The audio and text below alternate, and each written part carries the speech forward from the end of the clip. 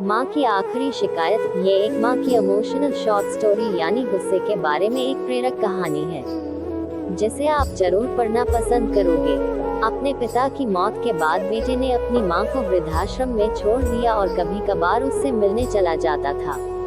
एक शाम से वृद्धाश्रम से फोन आया कि तुम्हारी माताजी की तबीयत बहुत खराब है, एक बार आकर उससे मिल लो।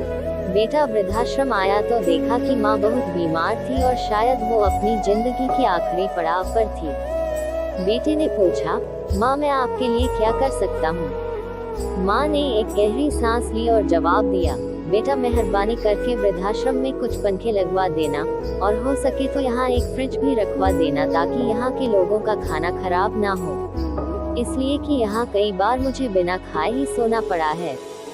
बेटे ने आश्चर्यचकित होकर पूछा, आप तो इस आश्रम में लंबे समय तक रही लेकिन मुझे ये शिकायतें पहले कभी नहीं की, और आज जब आप ये दुनिया छोड़कर जा रही हो तो इस आश्रम के लिए इतना प्रेम क्यों?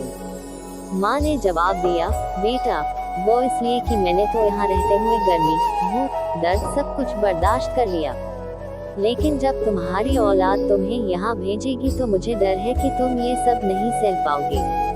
उद्धरण चिन्ह। इसके बाद माँ ने ऐसे कई किस्से के बारे में बातें की जब उसने अपने बेटे के लिए धूप छांव नहीं देखी थी।